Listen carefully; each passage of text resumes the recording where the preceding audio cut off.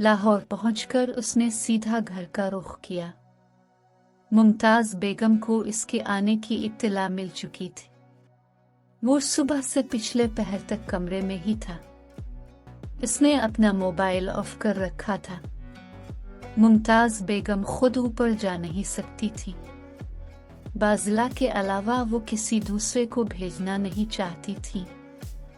बाज़िला medical college से वापस लौटी। बाज़िला के आने के बाद मुमताज बेगम ने इसे सारी सूरत हाल से आगाह किया। बाज़िला खाना लेकर उसके कमरे में पहुंची। मुजम्मिल सोफे पर लेटा था। कमरे का दरवाजा खुला था। बाज़िला दस्तक के बगैर ही अंदर चली गई। बाज़िला ने सोफे की साथ टेबल पर निगाह डाली, जहां पर ड्राई फ्रूट की ट्रे जू की तू थी। इसके ऊपर से शीशे का ढकना भी नहीं हिलाया गया था।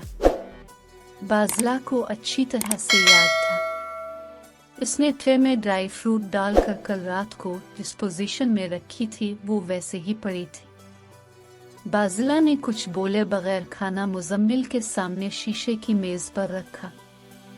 फिर जाकर फ्रिज खोला। फ्रूट चाट भी वैसी की वैसी पड़ी हुई थी। वो मुजम्मिल के सामने आके गर्दन झुकाकर खड़ी हो गई। मुजम्मिल ख्यालों की वादी से वापस लौटा तो इसने बाज़िला को अपने सामने परेशान खड़ा पाया। वो सोफे से जल्दी से उठा और बाज़िला के सामने खड़ा हो गया। बाज़िला, क्या हुआ? उसने फिक्रमंदी से पूछा। बाज़िला ने कोई जवाब नहीं दिया, खामोश रही। बाज़िला, क्या बात है? बताओ तो सही। वो परेशानी से चलाया।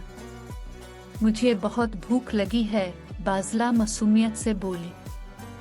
मुजम्मिल के चेहरे पर मुस्कुराहट बखर गई थी बाज़िला की बात सुन। खाना तो वो खा चुकी थी, फिर भी इसने मुजम्मिल को खाना खिलाने की खातिर उसका पूरा साथ दिया। मुजम्मिल ने थोड़ा सा सलाद खाने के बाद कहा, फ्रूट चाट नहीं लेकर आए? अम्मी बना रही थी, अभी लेकर आती हूँ। बाज़िला जल्दी से उठी, फ्रिज से सुबह वाली चाट निकाली। वो नीचे ले गई और ताज़ा बनाई हुई चाट लेकर फौरन लौटी। भाई, आज बिनिश भाभी और बासित भाई की फर्स्ट वेडिंग एनिवर्सरी है।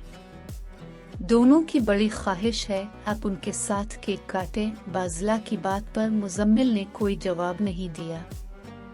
बाज़िला फिर बोल पड़ी, सारा इंतजाम नीचे लाउंज में ही किया है। और कुछ? मुजम्मिल ने संजीदगी से पूछा। बाज़िला थोड़ी सहम सी गई।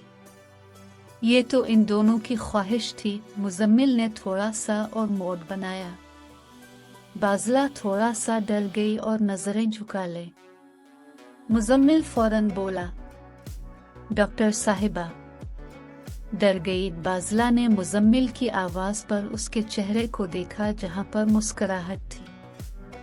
आपने तो मुझे डरा ही दिया था, बाज़िला ने जल्दी से अपनी सांसें बहाल करते हुए कहा।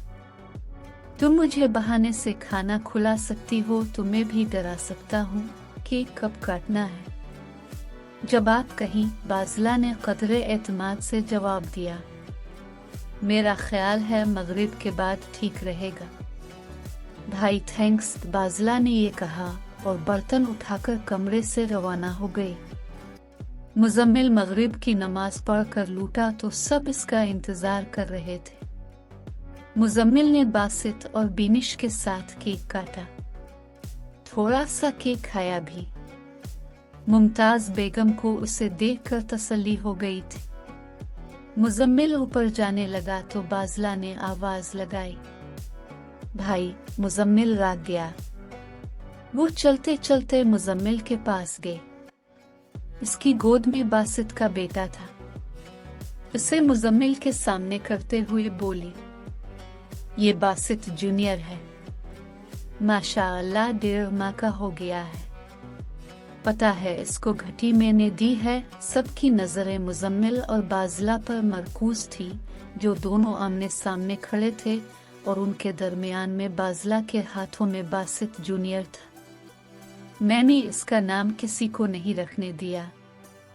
मैंने कहा इसका नाम मेरे भाई रखेंगे। बाज़ला की नज़रें बासित जूनियर पर थी और मुजम्मिल की बाज़ला के मुखड़े पर। मुजम्मिल ने अपनी दादी की तरफ देखा। रख दो, तुम्हारा भतीजा है, मुमताज बेगम ने भतीजे पर जोर देकर कहा। मोहम्मद बिन बासित, आज से इसका नाम मोहम्मद बिन बासित है, मुजम्मिल ने ये कहा और ऊपर जाने वाली सीढ़ियों की तरफ चल दिया। मुजम्मिल बेटा, मुमताज बेगम ने मीठी आवाज में कहा। भतीजे को मुंह दिखाई तो दो। मुंह दिखाई? मुजम्मिल ने हैरत से दादी की तरफ देखा। हाँ बेटा, जब घर में कोई नन्हा मेहमान आता है तो उसे मुंह दिखाई देते हैं। मुजम्मिल ने अपने बटुए से 5000 का एक नोट निकाला और इसे मोहम्मद बिन बासित के नन्हे हाथ के पास कंबल पर रख दिया और खुद जल्दी से सीढ़ियां चढ़ गया। अल्लाह तेरा शुक्र है, मेरा बच्चा बिल्कुल ठीक है, मुमताज बेगम ने मुजम्मिल के जाने के बाद कहा था। अल्लाह का शुक्र है, अब माहम आपी बिल्कुल ठीक हैं, मोमिना ने जवाब दिया। बाज़ला ने मोमिना को कॉल की थी। सो रही हैं क्या? बाज़ला ने नर्म शगुफ्ता लहजे के साथ पूछा। नींद कहाँ है? उनकी आंखों में घर जाने की जिद कर रही हैं, मोमिना ने उनसियत से जवाब दिया। डॉक्टरों को डिस्चार्ज कर देना चाहिए, ऑपरेशन को 24 घंटे से ज्यादा का वक्त हो गया है।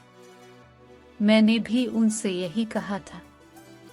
आपी 8 बजे तक रात जाएं, 8 बजे डॉक्टरों का राउंड है, वो आपको डिस्चार्ज कर देंगे। फिर क्या बोले अम्मा हम आपी? फिर ये मुझे डांट दिया। मैं खामोश हो गई। थोड़ी देर बाद हकीम चचा और अशल आपी घर से खाना लेकर आ गए। मैं तो हकीम चचा के साथ रूम से बाहर आ गई। अशल आपी ने समझाया तो रिलैक्स हुई है। अशल आपी खरी खरी सुना जो देती हैं, इनकी बात माहम आपी को फौरन समझ आ जाती है। माहम आपी ने कुछ खाया? बाज़ला ने फिक्रमंदी से पूछा।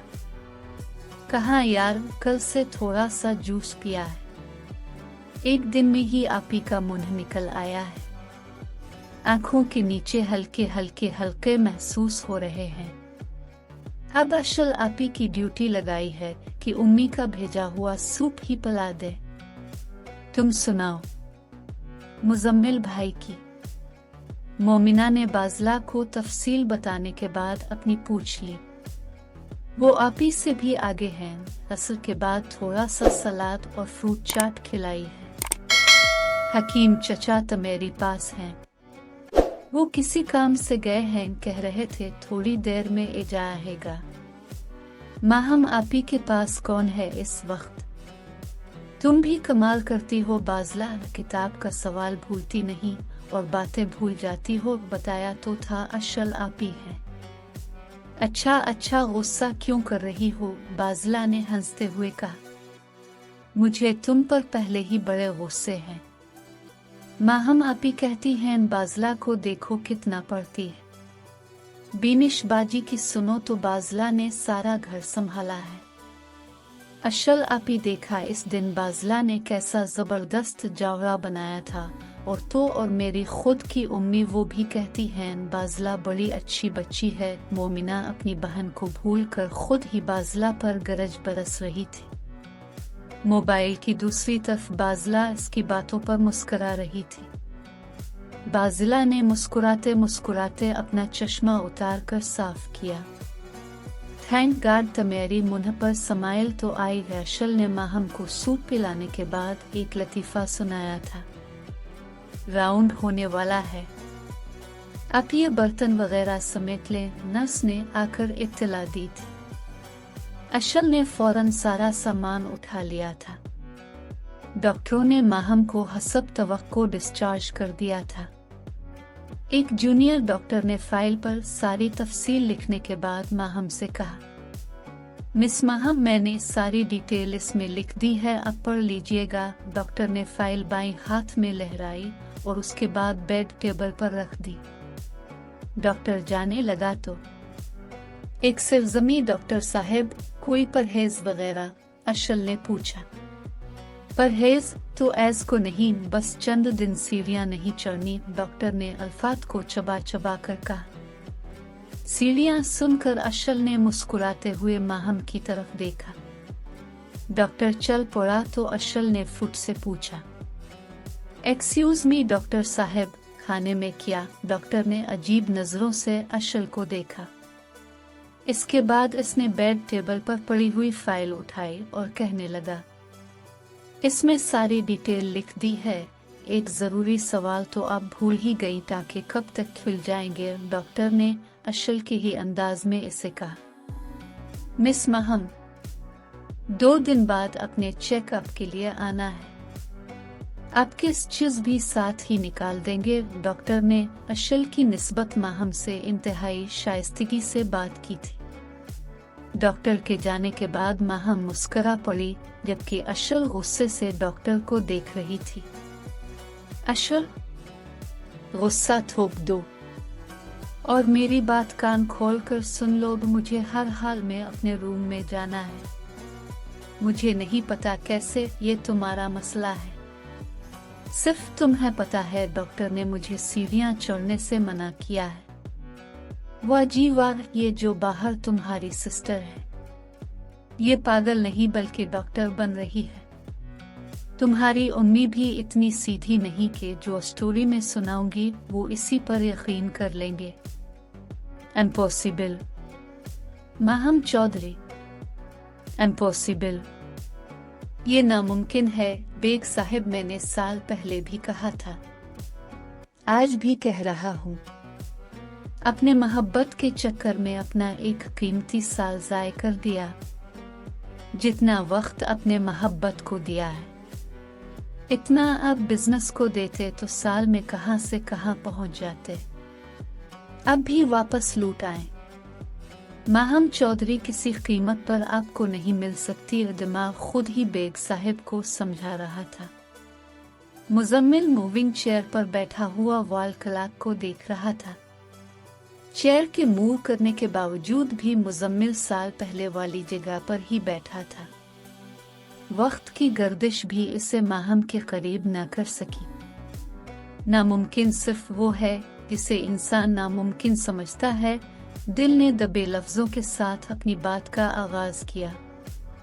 दिमाग ने सुना तो जोर का कहका लगाया और हंसते हंसते बोला, तुम नामुमकिन को मुमकिन करके दिखाओ मिस्टर हार्ट, तो मैं तो मेरी हाथ पर बैठ कर लूंगा। ना दिल कुछ कर सकता है और ना ही दिमाग। जब तक इंसान खुद ना कुछ करना चाहे, दिल ने अपनी गुजारिशात पेश की। मिस्टर हार्ट, लेक्चर मत दो, सलूशन बताऊं। दिमाग ने दिल पर तंज किया। मुजम्मिल साहब, दुआ करो, दुआ। दिल दिमाग की बजाय मुजम्मिल से मुखातिब हुआ। दिल की बात सुनकर मुजम्मिल को याद आया, उसने तो अब तक इशा की नमाज भी अदा नहीं की। मोमिना, नमाज पढ़ ली तुमने? मरियम ने सख्ती से पूछा। पढ़ ली है गम्मी जी, मोमिना ने थके हुए अंदाज से बताया। इतनी जल्दी? मरियम बीबी ने रूखे लहजे में कहा। उम्मी जी, नमाज है, नमाज़े तरावी थोड़ी है। मोमिना बेटी, इशा की नमाज में भी तुम टाइम फजर जितना ही लगाती हो। उम्मी जी, अब ये मत कह दीजिएगा, बाजला तो इशा से फजर तक इशा ही पढ़ती रहती है। बको मत, जब से तुम्हें मेडिकल कॉलेज में दाखिला मिला है तो मेरी पर निकल आए हैं। मरियम बीबी ने मोमिना के कंधे पर हल्का सा थप्पड़ मारती हुए कहा था। उम्मी जी, ताया जी की तरफ से कोई भी आपी का पता करने नहीं आया। आपने तो मुझसे फोन भी करवाया था। मोमिना, हकीम साहब और गुलाब खान के होते हुए तेरे ताया जी की जरूरत नहीं, वो तो उन्हें इत्तला दी थी। बाद में एतराज करते अपनों के होते हुए बेटी को गैरों के साथ अस्पताल ले गई है। अभी थोड़ी देर पहले तेरे ताया जी का फोन आया था, कल आ रहे हैं। माहम का पता भी करेंगे और शादी की तारीख भी मांगेंगे। शादी की तारीख मोमिना को करंट सा लगा। अपनी माँ की बात सुनकर वो जल्दी से बोली। अपने आप ही से पूछा, हाँ, उसने कहा है जो वो तारीख मांगेंगे दे दीजिएगा। मरियम बीबी ने कर्ब से बताया।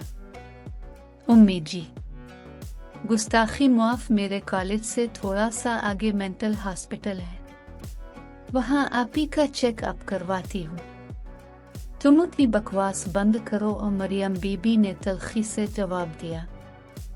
उम्मी जी, एक बात कहूँ, उनकी मोहब्बत गूंगी बहरी नहीं, हम सब गूंगे बहरे हैं। 3 घराने सब के सब गूंगे बहरे बने हुए हैं।